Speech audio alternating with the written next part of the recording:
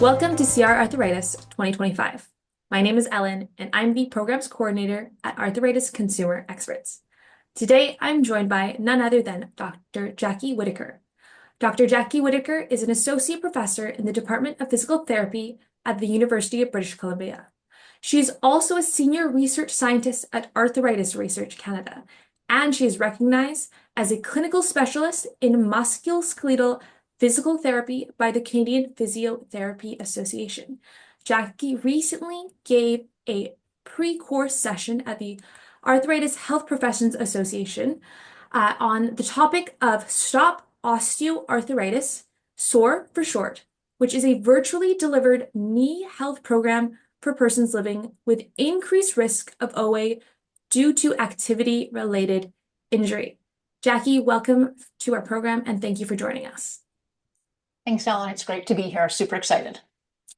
Jackie, can you share a little bit more about yourself and perhaps touch on what is SOAR?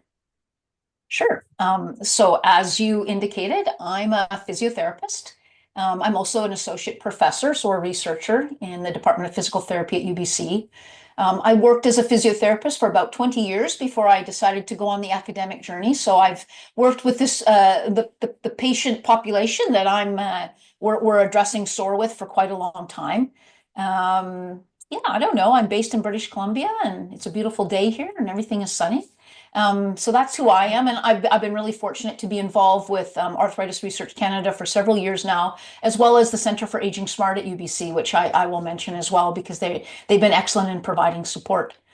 So what is SOAR? Well, basically what SOAR is, so what we know is that people that have traumatic knee injuries have quite an elevated risk for developing osteoarthritis. And what's sort of interesting and a little bit different than maybe other forms of osteoarthritis is that the most common age to injure your knee is between the ages of about 15 and 25. And people that have a traumatic knee injury, about 50% of them will go on to develop osteoarthritis within about 10 to 15 years. And so what that means is that we have people as young as 20, 25, 30 that are developing osteoarthritis and then living with osteoarthritis for a good proportion of their adult lives, which is much different than we typically think about with osteoarthritis. Typically, we have in mind an older person who's maybe in their 60s or their 70s that are living with a disease. So because we know that traumatic knee injury can dramatically increase the risk for osteoarthritis, there's a window of opportunity. There's a 10-year gap between when the injury occurs and when the onset of the disease might be. And, it moves. It's not always 10 years. Sometimes it's sooner, sometimes it's later. And for 50% of people, it doesn't happen at all. But there's definitely a window of opportunity. And so what we've really been doing in our research group now for quite a few years is really trying to identify who are those people that are going to go on to be at higher risk of developing osteoarthritis. And then what can we do in that window of opportunity after they've had their injury and had the treatment for their injury, but before they develop osteoarthritis, to either prevent osteoarthritis altogether or maybe worst case scenario, reduce the severity of the osteoarthritis that they develop. So is there anything that we can do to improve those long-term outcomes? So that's what SOAR is it's really an intervention that occurs after somebody has had an injury and received treatment for their injury, but before they develop OA, with the goal of really helping people to self-manage their knee health and look after their knees so that they either don't develop osteoarthritis or if they do, it's in a lesser form. Wow, some of the stats that you gave us, Jackie, 50%, so 1 in 2 individuals post-traumatic knee injury will develop early onset. Can I call it early onset? Yeah, we would call it early onset. Yeah. Early onset knee osteoarthritis. Thinking about that statistic, I'm quite shocked. What can you tell us or hypothesize perhaps why is that so high that 1 in 2 individuals are at risk? Well, I think that when people have a traumatic knee injury, a lot of knee injuries, and we know that there are some knee injuries that have a higher risk than others, but even, injuries that we don't typically think of, like a tear of maybe one of the collateral ligaments or a dislocation of the patella, actually has quite an elevated risk for osteoarthritis. And I think, it comes down to what is our understanding of why does osteoarthritis occur? And I think the post-traumatic form of osteoarthritis.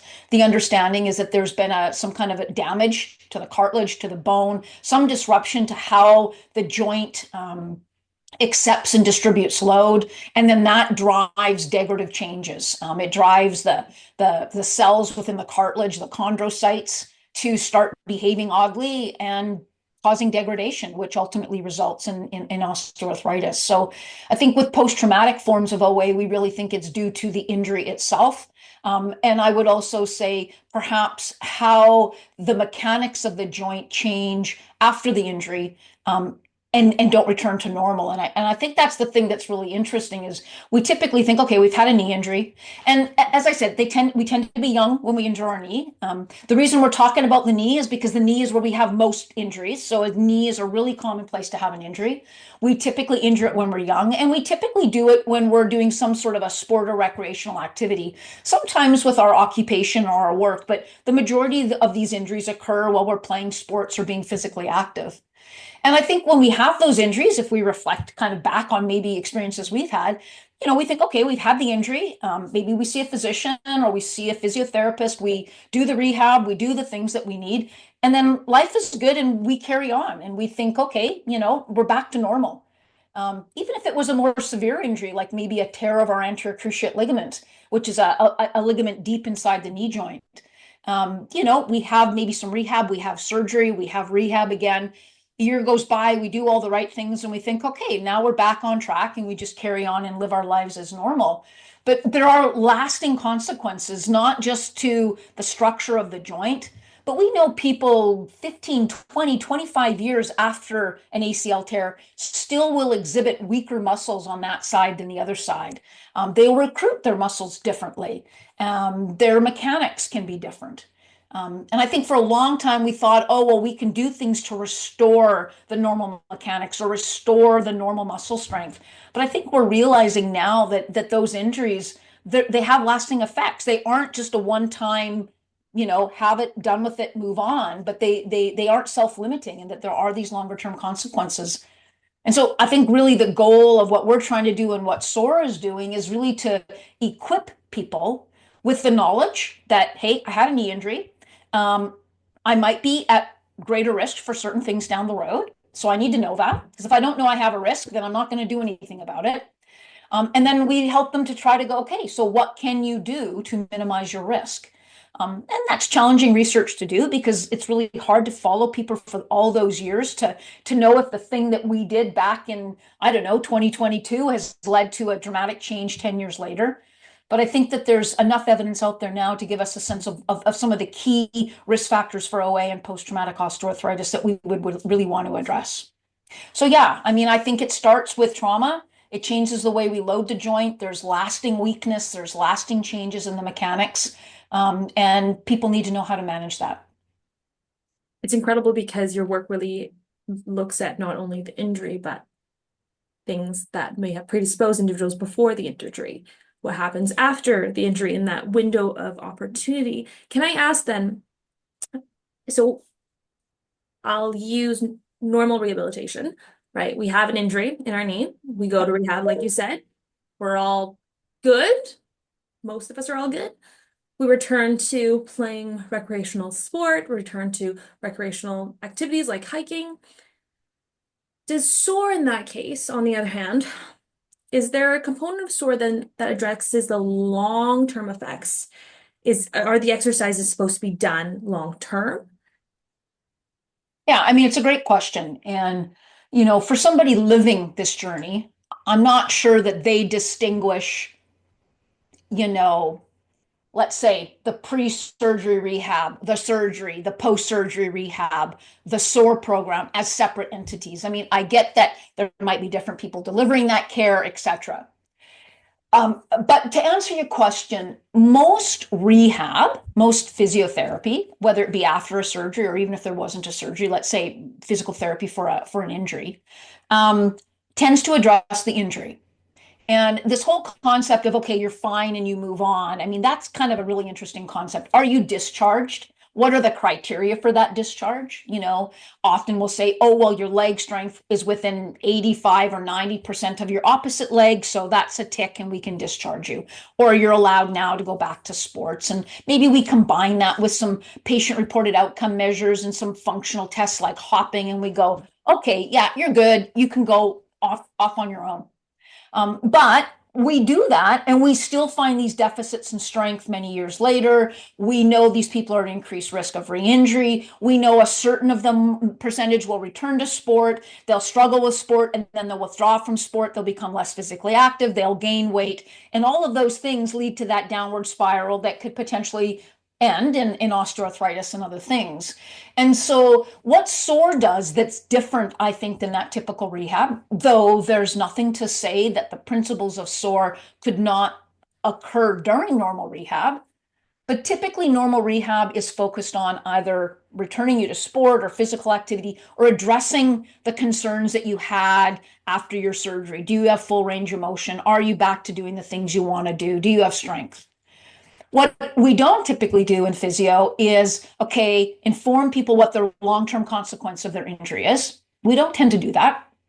And secondly, we don't tend to take time to teach them how to manage their long-term knee health, both from a perspective of what should you be doing ongoing, what things should you be watching out for, and when should you re-engage with me or another healthcare practitioner if things aren't going well. Instead of waiting for 10 years and re-engaging the healthcare system when you now have a diagnosis of OA. So are there things that we could be doing in between? So yeah, I do think SOAR sort of plugs a gap in care, but I don't think we have to differentiate it or make it separate from the other care. We've done that for the purposes of our research project, but when I talk about SOAR and the principles of SOAR, I often talk about it to people that are currently delivering care, and I like to think that when they leave that conversation, that they're thinking about introducing some of those principles to patients that they're treating for their knee injury.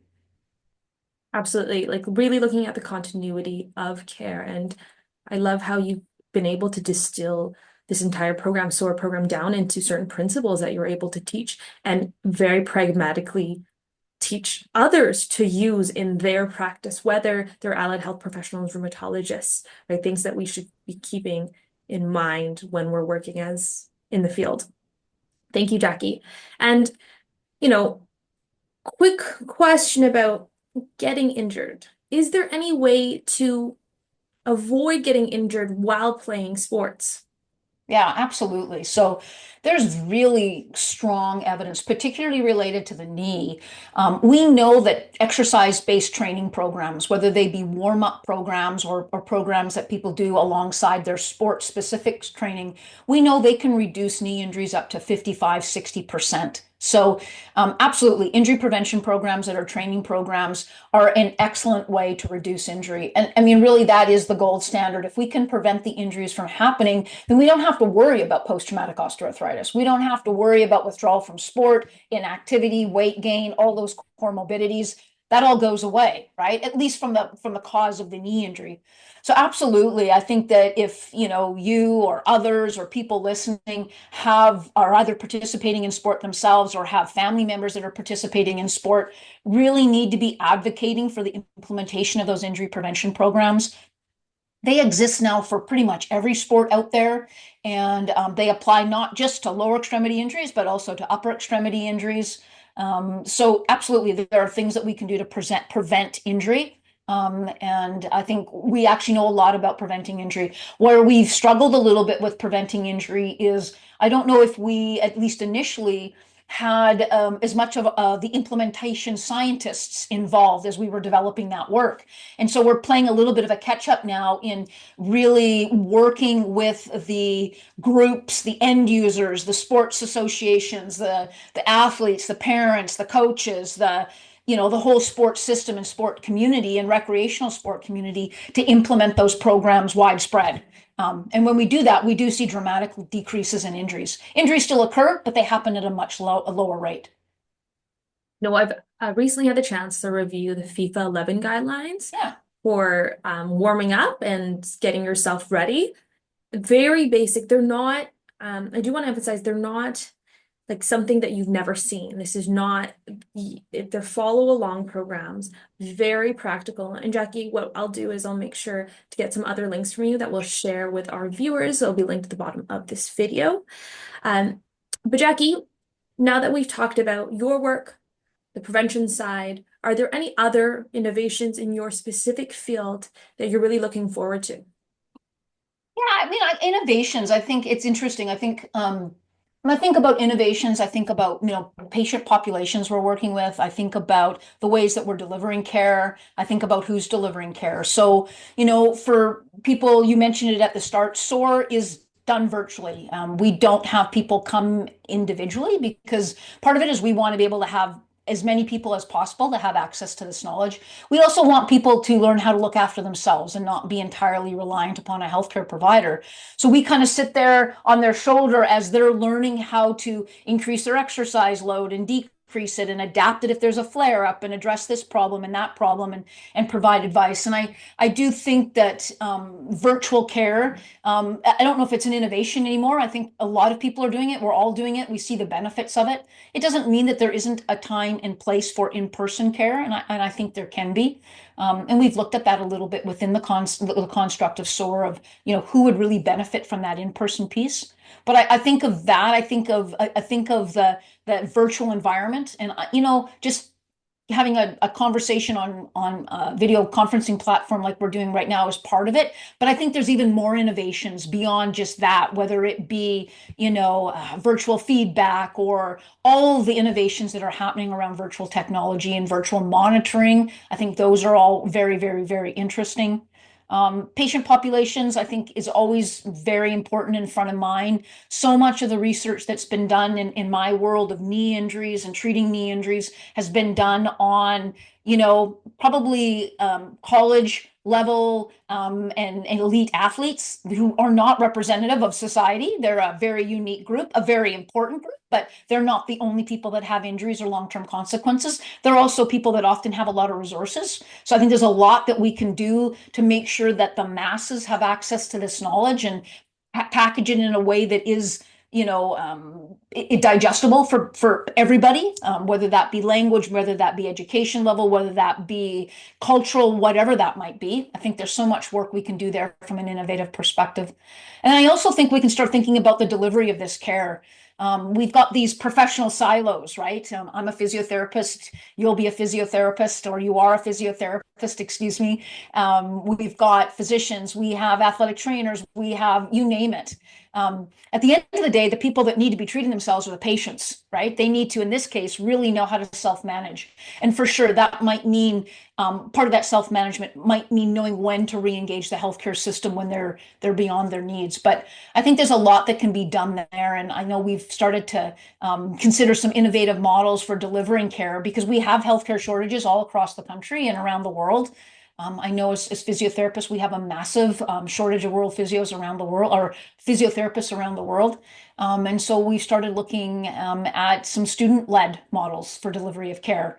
And I think SOAR fits very, very nicely with that. I think the innovations I'm interested in are maybe not so much a specific treatment, but it's really about how we get the information that we've come up with out to the people that actually need that information.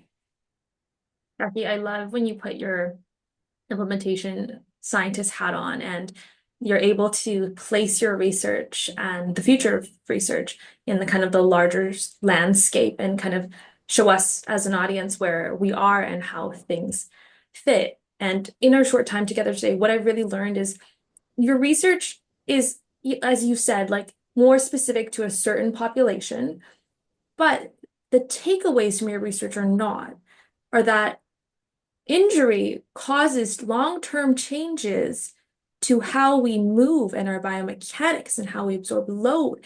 And that can lead to something down the line, maybe it's 10 to 15 years out.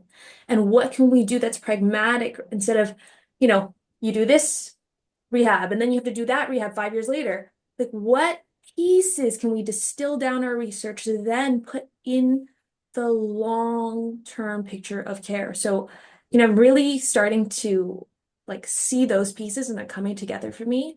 And thank you, Jackie, No for sharing worries. your time and expertise with us. I cannot wait to learn more about SOAR and those practical pieces of advice and use them in my own practice. Oh, awesome. And with that, we thank everyone for joining us today. We thank Jackie for her time, and we encourage you to all to tune in for another episode of CR Arthritis for another exciting chat with different rheumatologists, different care providers, as well as trainees. And with that, thank you guys very much for joining us.